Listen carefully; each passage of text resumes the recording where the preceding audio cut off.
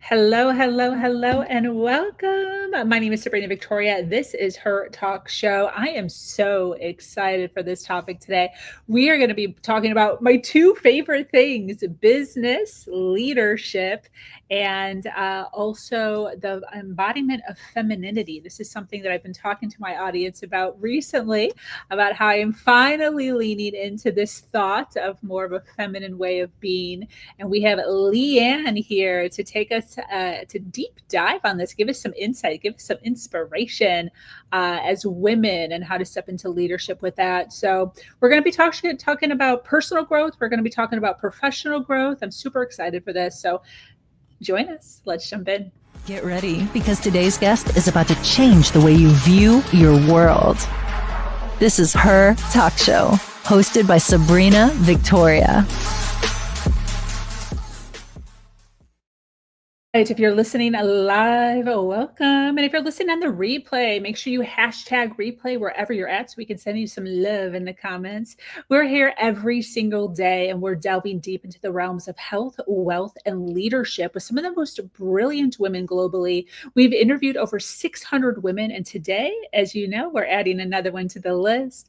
LeeAnn Mallorie, CEO and author of Guts and Grace, began her career as an executive coach at 25 years old, working with leaders around the globe. She soon found something was missing: the body. Today, LeeAnn brings deep feminine wisdom into business. LeeAnn believes a woman at the top of her game needs to embrace her whole self: body, mind, emotions, and spirit. Her book provides the roadmap, and her book is actually Guts and Grace.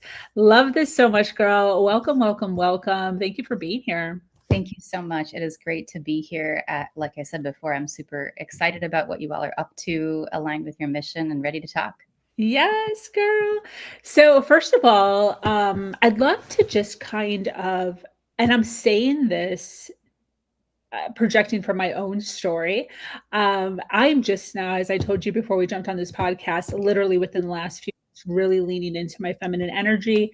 Really had no idea what it even was or even what the big deal was. So I'd like to kind of just start there, right? What is feminine energy? What is masculine energy? Why is it important for us to even know what this is? Well, first of all, I will say it's really only fairly recently that I actually use the word feminine when I talk about what I do. And there's a bunch of different reasons for that. I think, I operate in some cases in social justice communities. There is like a, gender is over. Do we even talk about the masculine and feminine? But I also run in spiritual communities. And if you take a look at the ways that we may move through the world, the ways we may naturally run our energy, make decisions, make choices, do things, behave, there's definitely some level of polarity that exists in all of us. And we can divide that a bunch of different ways. In the Chinese culture, you would say yin and yang. We could say masculine and feminine. We could say, solar and lunar. There's many ways to talk about it. But that's why my book is called Guts and Grace, because personally, I believe that one actually needs to be able to access both to lead in a practical way or live or act in a practical way where we really show up for what's needed in the moment. And unfortunately, most of business culture has really been run by the patriarchy, has been designed to invite us, to give us rewards and have us succeed if we primarily run the masculine. What does that look like? Straight lines. We can have hockey stick growth and there's never any ups and downs, for example. I need to be hard. I need to be strong. I need to do things in a linear way. Knowledge over intuition, mind over body, for example, I would say are all representations of the ways that we have prioritized the masculine in these kinds of contexts. And I would say business, I would say politics, I would say a lot of different realms of society at this point in time. Now, what does that mean? Does it mean men are always running the show? No, it also means that often us women are learning those skills to be able to actually get ahead and succeed. And we haven't necessarily, I would say, hacked at this point in time in history. How do we actually leverage the feminine? Now, if you go much further back, I've been doing pilgrimages lately to ancient Greece, to ancient Egypt. If you go far enough back, the women were kind of running the show. You had oracles and priestesses and people who were bringing down the wisdom from heaven, bringing down insights and then informing people who were building society, building business, making major decisions. So it has been deeply woven much, much, much further back in our history. For me, I would say the feminine can be a lot of things, and I don't actually mind where anyone chooses or what anyone chooses to start, but it might look like being more in touch with your body, not burning yourself out and actually listening. It could look like, for example, acknowledging or honoring your emotions, being willing to be softer and also strong in different moments where that's actually the right move. It could look like being in touch with your sexuality, not necessarily in the boardroom, but maybe, right? I know there's people who do this specific kind of work. It could look like being more collaborative, more connective, more multi-stakeholder kind of thinking. I tend to find that the feminine goes broad and open and wide as opposed to straight and forward. So I'm giving you a really wide definition. Tell me what you want to talk about more, but this is like, I very much geek out on this kind of stuff. I love this. And I love this guts and grace and how you need both. I love that you're explaining that because I didn't quite understand that that is sort of a masculine feminine title. And I love how it's kind of covert. It's not necessarily in your face, like feminine, masculine. It really kind of describes maybe an adverb or verb of what that would look like as a masculine and as a feminine and how we do both need it. And I also like the fact that you're using the word intuition. Intuition is actually the word that brought me closer to being curious about feminine energy. And the reason why was because I've always been, I don't consider like, I guess one of the biggest walls that maybe I don't know if I'm the only one that feels this way, but it seems more woo to me when you're talking about the feminine energy. It's just kind of like woo-ish, and I'm more of a realistic, like numbers, statistics, organized, very structured type of individual, and so I just really wasn't open to it. But what happened is I was teaching a few months ago, maybe 6 months ago, one of my classes. I run a mastermind in a community that I run.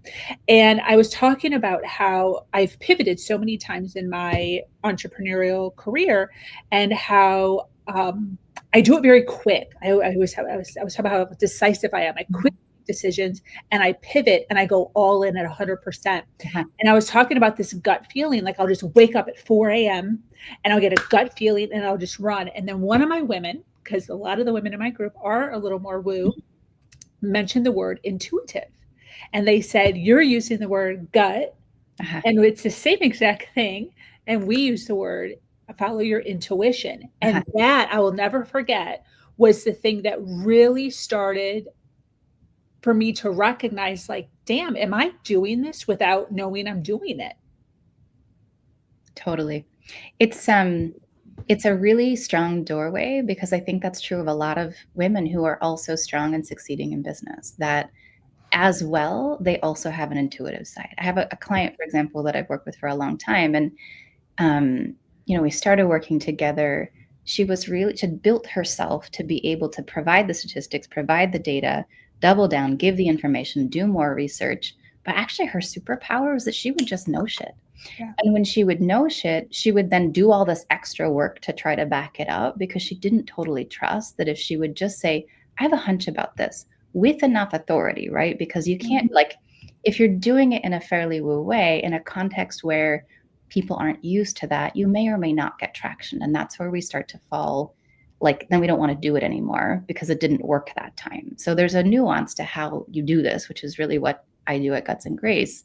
But her absolute core superpower was to be able to walk into a room, listen to people talk about things, hear a little bit of data and be like, here's where we need to go, or here's what's really happening. Wow. She's leveraging that really differently, and she's gotten promoted a bunch of times. So it is a great doorway. I would say for me, I sometimes will say the body was the doorway thing is I was always very intuitive. I was the kid that, like, my parents were getting a divorce and I knew 3 years before anyone in the family knew, partly because I was like listening to the field in a deeper way, if you will, and partly because I just saw stuff. But that, like, I didn't know what to do with that.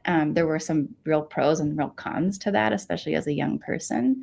But I will say, when I started to burn out very early in my career, I started to realize that this body was telling me things and I needed to listen. So the body was kind of the doorway back into intuition for me, and they're deeply connected. It's like, are we listening? Are we paying attention? There's so much information available to us in our own bodies, in the field, in whatever you're listening to when you're like, that's the job that I need next, or that's the pivot I want to make. You're probably listening to the collective in a way. So I would say they're all deeply tied, and it's part of the other side of the coin of I had a thought about something, I did some research, I went and pushed forward. So that's kind of how I would hold it.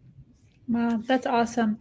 Kind of a segue from what you were just talking about. I know that you speak a lot about, um, when you start to embody the feminine, it really helps with healing trauma. It really helps by igniting connection. Can you talk a little bit about that?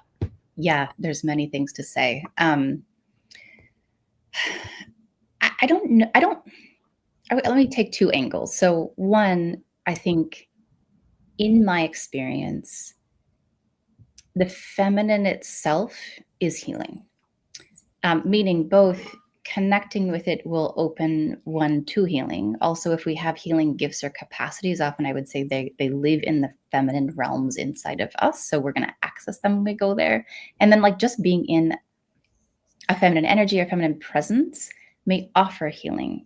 One of the ways I would say that I work is that I just really hold deep listening space. And in doing that, it's almost like, well, people start to open, to soften, to like maybe cry, to reveal something, to go a place they wouldn't have gone before. That's part of their healing territory. So as a coach or as a leader of a team, right, if you have that capacity of bringing that, it's going to just open the door for healing. It's not like, it's interesting. The founder of Conscious Capitalism, Raj Sisodia, recently, not a couple years ago, I think now, wrote a book related to healing for the business world. And it's like, it's not a word we have in the past prior to that thrown around a lot.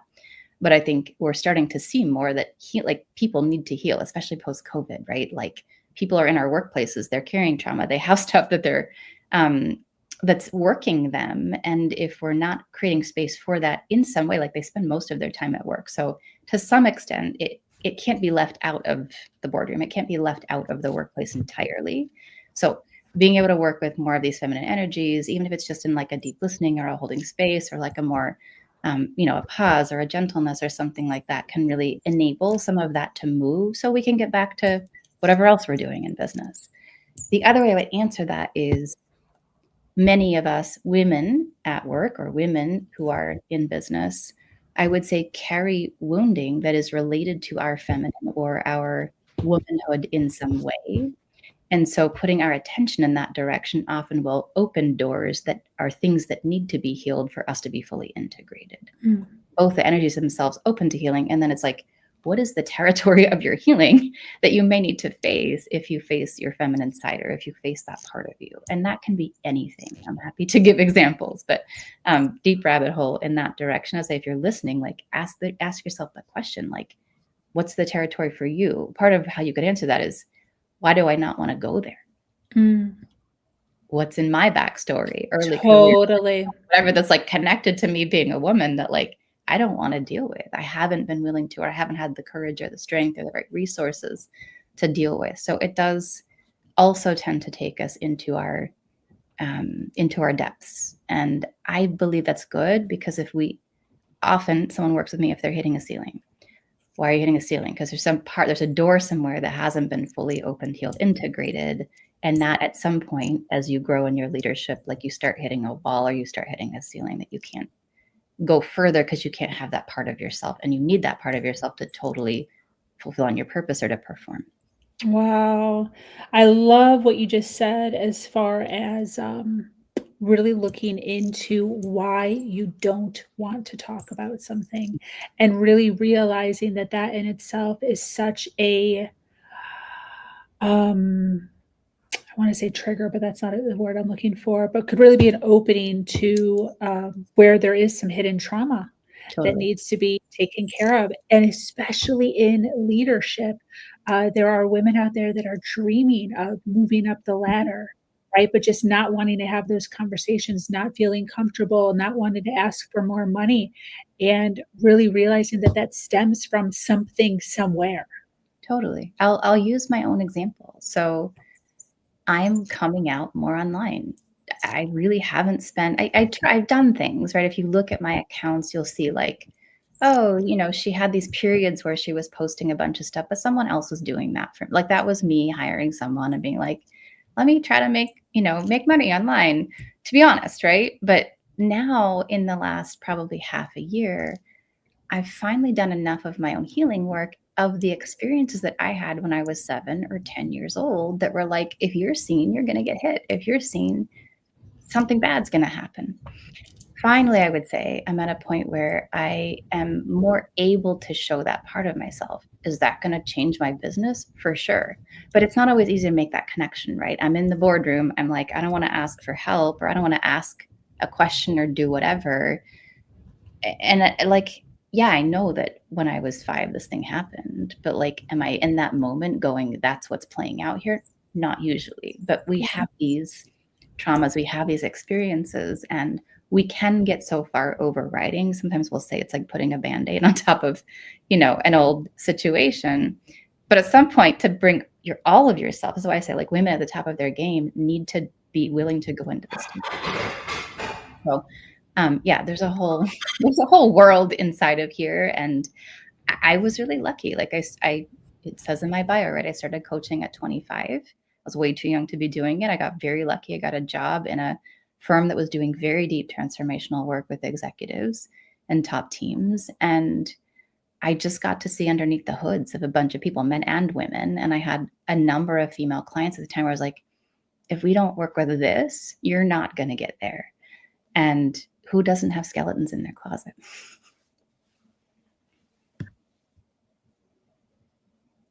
Sorry. When we're talking about humans and feminine energy, is feminine energy only for women? Not at all.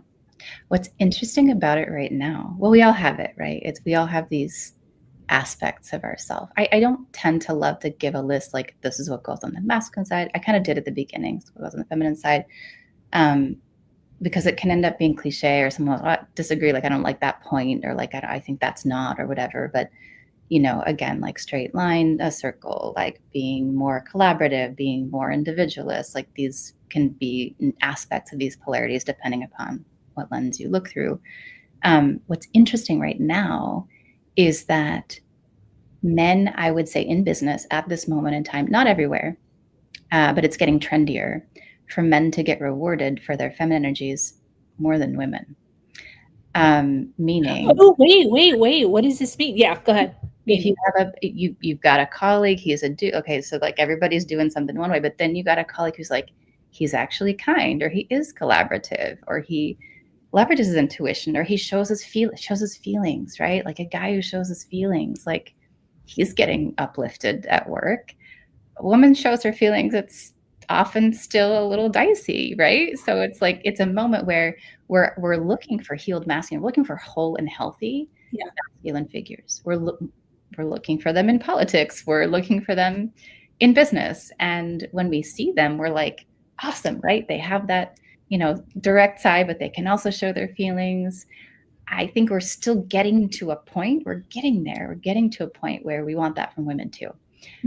But I think we're still kind of like, there's been a lot of times in, mixed gendered, transformational spaces or coaching spaces or leadership training spaces where I'll see a man get rewarded for bringing that feminine side, but maybe still it's a little bit less acknowledged, or it's a little bit harder for women to do that. That's a little depressing. I don't mean it to be, it's all be that way, or, I'm not trying to talk women out of anything, but I think people will have that experience and be like, whatever. So I have to say it. This is giving me vibes of like when a woman is strolling her baby around versus when a man is strolling his baby around. It has that same vibration. Like nobody's looking at a woman being like, "Oh, that's so cute. Look at her strolling her baby around." But when a man's doing it, it's like, "Ah." Yeah, exactly. Well, and we're 2 days after the presidential election at the time of this recording. I can't not say it, right? we judge each other differently also. Yeah. And if I'm a candidate for a high position of office in my business or, of the United States of America, we're often looking through a lens, or we're critiquing more harshly, or um, we're seeing through different eyes when we look at both genders. And that is part of patriarchy, and it is part of the time that we're still in. Um, a lot of times if I'm working with someone, it's like, here's I know what I need to do to heal. I know what I need to bring. That's like, but then I don't want to do that. And like the rest of the year of work together is walking the path of growing into it in a way that I can actually get seen, and that I can be in practices of letting down my guard, of trying that on, and like building up trust and confidence that it will work if I go far enough to open in that way, or to show that part of myself. And we often get evidence counter to that. So it's interesting. Yeah. Yeah, 100%. Earlier in the podcast, you were talking about holding deep listening space. Mhm. Now I think I know what that means. But for anyone who maybe doesn't quite know what that means, w- deep listening space. No one ever asked me to define this. It's not like a phrase, right? It's That you like learned obvious. somewhere. It just came out of me. But um, it's curiosity. For me, I would say it's love. That if I'm sitting with someone, and again, this could be a team member of mine, someone that works for me as a business owner. It could also be, obviously, I'm a coach. So if I'm working with someone from a coaching perspective, or I'm interviewing someone, it's like I deeply am interested, I care. And also somatically, so we talk about the body, right? There's an energy of more concave. We would sometimes say like more of a bowl than an arrow, right? Like I'm really opening myself to create space for their best self to come forward, or them to lean in. We can also be in such a way that we get leaned in with someone, and some people like that, right? So sometimes it's actually also mirroring or matching.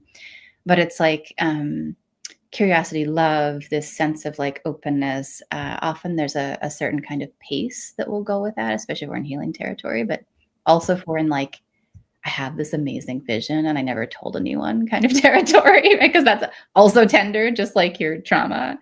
So it's like, tell me more. And I would say, in a way, I kind of create a bubble that either can allow something to open, to move, to soften, to come out, that kind of a thing. I'm so glad I asked. That's awesome. I wrote down There. What do you curiosity. like about that? I wrote down curiosity, Uh-huh. which is so interesting. Mhm. I never would have said that myself, but yes, love, openness, and I love tell me more. Yeah. I People. think that's one of the biggest issues with listening Uh-huh. is people will listen and then change the subject. Mhm. This is all over the place. And how holding deep listening space is tell me more. Totally. Well, and here's Wow. where that matters, at least to That for men and women, the me. difference that would make. Completely. Uh, confession. I have not always loved masterminds in my life of 20 years of being in this kind of work. I've been in a lot of them. But often it's because of that, right? It's like, let's imagine it's a mastermind and one's holding space, or you're in one with other people. Let's imagine that it's a meeting at work, if you're a leader and you're facilitating, or you're part of a meeting, and we're all practicing that, what you just described, together. We're talking, we're listening. We are listening, right? We're not maybe Yeah. talking. Maybe we've even gotten to the point where we're not making up what we're going to say next while they're speaking. So we're doing some basic listening. But it's not to like go deeper on the thread that's happening. It still is to get somewhere else, or to change the subject, or to whatever. When we start to actually go down a thread, you can really, again, go deep into what's actually here that matters. When we jump around, when we're listening in this other way, we don't always get to the heart of things. We don't always solve at the next level down. We might solve at the level of what we already know we can access. So there's one place. And then like, where else does that matter? Well, our current political landscape. Tell me more. What about you? What about what you know, what you love, what you believe in drove you to vote for somebody different than I just voted for? Holy cow. What's that like? And that's part of what we've been practicing in my spaces right now, because I don't know. But I am curious, genuinely curious. And if I am that, we're certainly more likely to find some kind of common ground, or at least agree to disagree, but in a way where we know that we, wow, how would I say that? Agree to disagree, but with a deeper perspective on what our cares and concerns are, what the territory really is. And I think we really need that right now. I would say that's a feminine skill. Yeah. Yeah, one of the biggest things that I'm offended by at the moment, with the political thing that's happening, is the amount of unfriending. Mm-hmm. Like, I'm really offended by the unfriending. I haven't mentioned anything about my political standings. All of that is private for me. The people closest to me know. But I haven't even like remotely said anything. But it's just interesting to me, the harshness and the unfriending of on social media, of just one stance, Yeah. just one opinion. And so many of us just aren't even educated on really the depth, right? Like, so many of us weren't watching every single, congressional event to hear all the things and the opposite side. Because I think the best way to make a decision is to watch both sides Mm-hmm. through and through. Yeah. And because certain things are said on certain platforms and not said on other Mm-hmm. platforms, and it really gives us a deep understanding. And so many individuals watched a couple of things here, a couple of things there. Their friends are doing it, their husband's doing it. They don't even really know in depth as to what they're even voting for many times. And then on top of that, to be so utterly offended that somebody would have a different opinion than you is just outrageous to me. I want to ask though, as far as the leadership goes, right? As far as the presidential candidates, Mm-hmm. leadership, feminine energy, how could it look? How should it look Mm-hmm. for the leaders, right? We're talking about leadership here. What does that look like for them, for future candidates? What would that look like? What a great thought exercise. I want to actually comment on something you said earlier first, which is what we could look like, those of us who are not running for office, because I'm moved by what you said about the unfriending. I'm moved by the knowing or not knowing about maybe the depth of what people are tracking on the other side. Actually, I have a client who volunteered on both the Democratic and Republican and one other campaign, practicing this kind of listening. Like, I'm going to go all the way in, I'm going to be with, and I'm going to actually help out on both sides and see what I can learn, how I can understand what's happening here, which I found very touching. And I'd never heard of anyone doing before. So, way to walk the talk of listening and really being curious. I also really get triggers, trauma, and threat of safety that plays out in that. If my experience is like my life may be at risk if so-and-so wins an election, I might need to take myself off of, take myself off of things that are like pushing that trauma button for me, whether it's true or not true. Like, I just might need to do that for self-care. So I think that's also happening right now, which I have a lot of compassion for. And I think that's like, it's a good self-care move. So maybe if it can be, especially with in like a way that's like, it is personal or it's not personal, but like, I am making this move because I need my own mental well-being to be intact at this time. I think there's people at that level of trauma and trigger probably on all sides of the equation at the moment.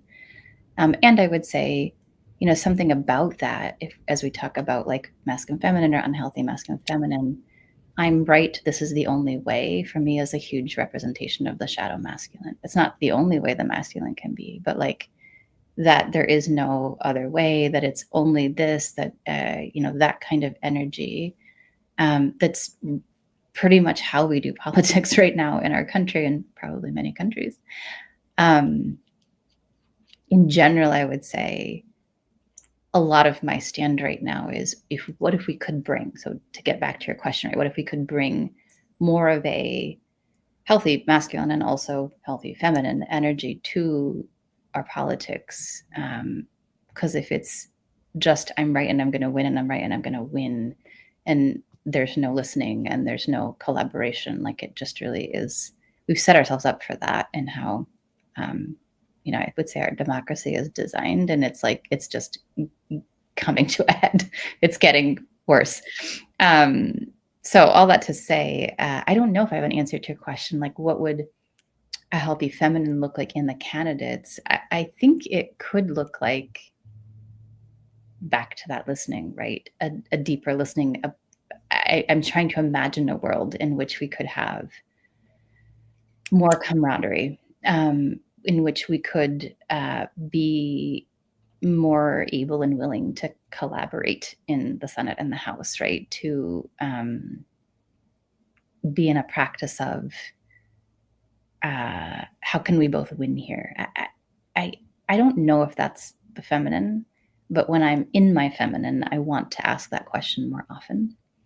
Is there a win-win? Is there a third option, a third way that isn't your way or my way, but actually that brings us something that we can both benefit from?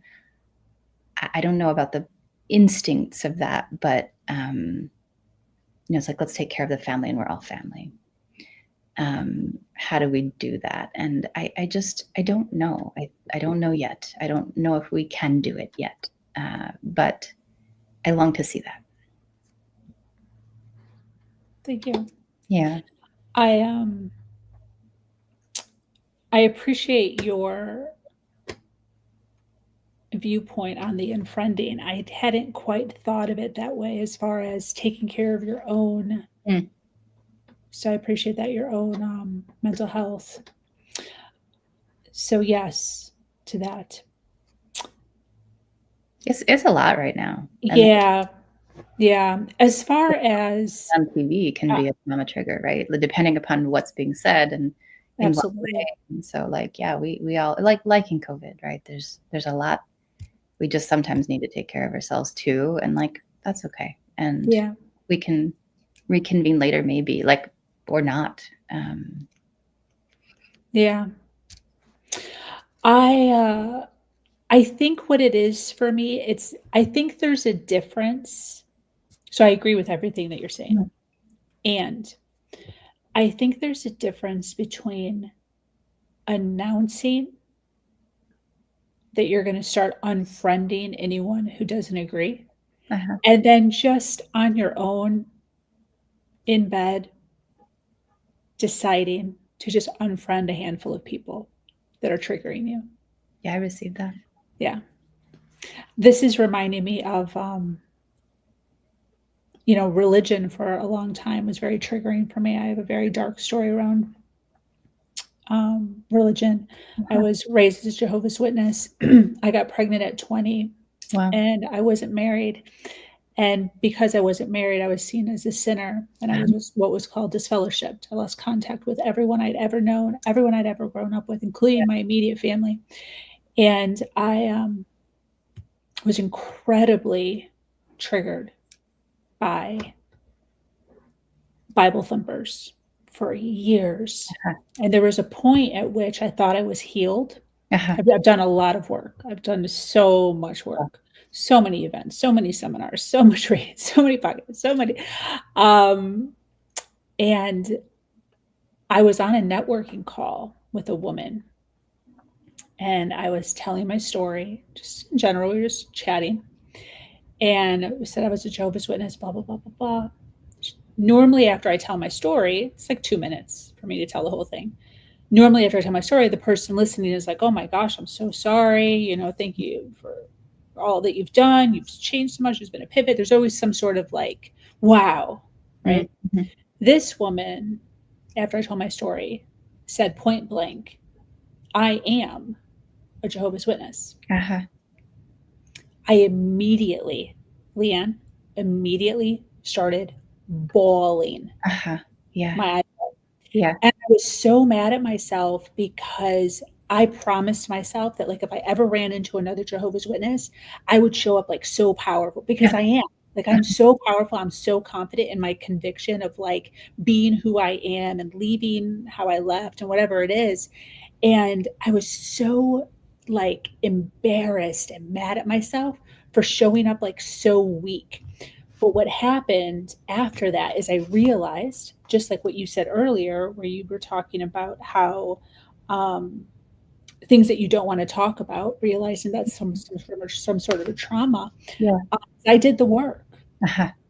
So right after that, I actually got with a coach Yeah. who, and did some trauma release healing on religion, and Beautiful. it has made a world of difference for me. It's so Mhm. Mhm. crazy. So I really implore, we have a ton of people watching live here, by the way. Thank you so much for those of you that are listening live. LeeAnn and I are having so much fun having this conversation right now. But I really implore some of you, not, some of you who maybe this feels aligned, that maybe there is some work that needs to get done. There's some conversations that need to be had.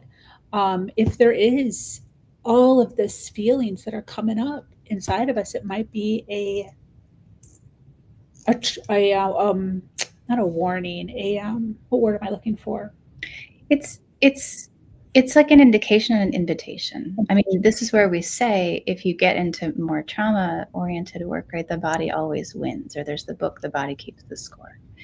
And um, that moment is so beautiful for all the reasons, right? I mean, who knew that you'd have that moment, and like what a divine setup that she happened to be, and it happened to be a moment when you were ready to have that button pushed, and then you were like able to take a next step. But I guess I believe that that happens and it's not a coincidence. Now, it can happen and it can cause us to like shut back down, and we have those stories. It can also happen and we can see it as an invitation, as a moment of potential readiness, right? Because also I would say in embodied work, if something comes up, it's because it's ready for healing. Or, some folks would say something like, well, God or the universe won't give you something you can't handle. No one likes to have their trauma triggered. It can be really disorienting, usually, right? It could take us out of the game for Yeah, the moment, for weeks. It could have consequences. yeah, And okay, here's the doorway. Now, we may not be ready. We may have to put it back in the box and, walk away from it for another period of time, but now you've seen it once. Or you're like, okay, I can tell that there is something I'm carrying. And on the other side of that work that you've done, my guess is you're not working as hard to avoid that happening or to protect whatever, like energetically, behaviorally, tactily, like there's something you don't have to keep preventing because something has gotten more healed. Would you say that's true for you? wow, Easier. That's wow, on the other side. yeah, wow, absolutely, love that. Thank you. Mhm. um I want to just keep talking, but we're going to wrap up here.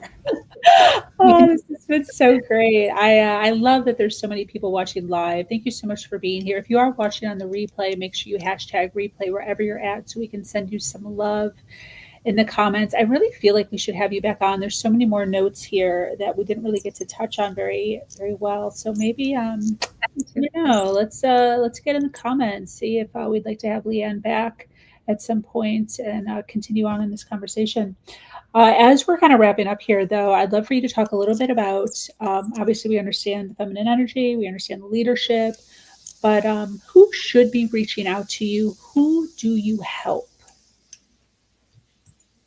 I used to say I could help anyone, and the thing is, it's actually true. However, I would say who should be reaching out to me and who can I most help are women who are in leadership positions in some way, right? So maybe you are an entrepreneur and you're running a small business or a large business, actually. Great advice on how you're being with your team or the strategic vision of your organization, but with this eye of who you're being in your embodiment as well. My tribe tends to be disruptors, folks who are working on innovative solutions, entrepreneurs inside of an organization that are driving key initiatives, but maybe want to get more leverage. I tend to that those tend to be the people that I will serve best because I can bring all of the different things that I have trained in to all the different things that you may need. And honestly, that being said, if you're like, I don't know if that's me, but I feel really compelled here, let's connect because sometimes I'm also surprised. I've had women come to me who are retired but are going through like a spiritual awakening. I've had women come to me like I'm like I don't know. Okay, let's see how it comes together. And I think sometimes we don't always fully see ourselves. So I tend to be someone who at least can help you get a better sense of if it's not me that you're looking for your growth, your activation, your healing. I might know who it is, and I'm always happy to make recommendations too. I think you're muted. To anyone who is really resonating with what you're saying, where can they follow you on social? Where can they find you online? Yes, I am on at the moment. I'm focusing a little more on Instagram and LinkedIn. Definitely LinkedIn has been my platform. LeeAnn Mallorie on LinkedIn, at LeeAnn.Mallorie on Instagram. And you can find me anywhere if you spell my name right. LEEANN and then Mallorie with an IE at the end. And if you spell it wrong, you'll find other people that are not me. And then, there's a couple other places. Our website, gutsandgrace.com. We have, a couple free things you can find. You can jump on our mailing list there. We also have a quiz, which if you're like, I just want to find out more about where my territory is based on this conversation, you can actually go to quiz.gutsandgrace.com and go a little deeper on your own. And we give you a whole report out of like practices and stuff like that. That's great. Did you say Insta was at LeeAnn.Mallorie? LeeAnn.Mallorie. And I am also on Facebook. We repost stuff there, but I'm not engaging. I just don't spend a lot of time on social, to be honest, because of who and how I serve. But you can find me there too if that's your core platform. I love it. And the quiz, is that at gutsandgrace.com? So they go to your website and then they can find the quiz? It's basically www.quiz.gutsandgrace.com. And that is kind of adjacent to our website. But if you take the quiz, you'll get a report. You get to, I think we have an older masterclass you can find after that as well. So quiz.gutsandgrace.com? Exactly. Okay, perfect. Well, this has been absolutely fabulous. I so appreciate you being here and having just this amazing, just calm, loving conversation about feminine energy. It's my new favorite topic. So this was perfect for me. Great time. Yeah, perfect for me. I so love it. For those of you that are really resonating with everything that Mallorie is saying, be sure to follow her, hang out with her, drop into her DMs. As you can tell, she's an open book. So follow, like, share. For those of you that are still hanging on to the very end, thank you so much. Any closing thoughts, Mallorie, as we wrap up here? LeeAnn, this happens a lot. People, I guess, people really. You know what's funny is that happens to me too. People call me Victoria all the time. Well, yeah, because you have two first names like I do.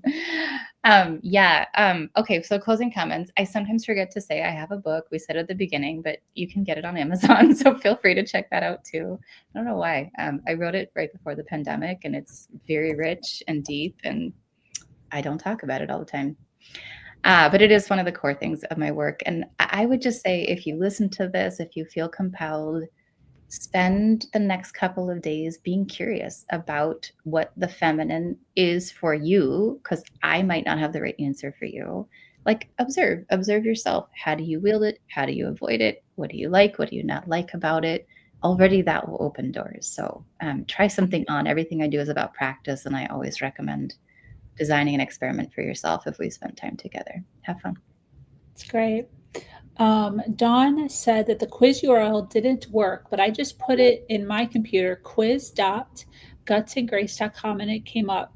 So maybe there was a misspelling in there. Put it there. I put it in the chat for us too, so you have it. Perfect. All right. Well, this has been so amazing. Thank you so much for being here. Once again, my name is Sabrina Victoria. I'm the host here at Her Talk Show. We always have amazing conversations here. Love that you're here and that you're hanging out with us. Be sure to join our community. I run a community called Her Nation Global. We really hone in on health, wealth, and leadership for women. And we have a Facebook group. The link to the group will be in the description also. So make sure you check that out and hang out with us. We're almost at 3,000 members. So we're really, really excited about that. Some really powerful women that are really understanding the importance of stepping into their power, stepping into their voice, and really finding out who they are and what they want regarding their health and their wealth. So until next time, thank you so much.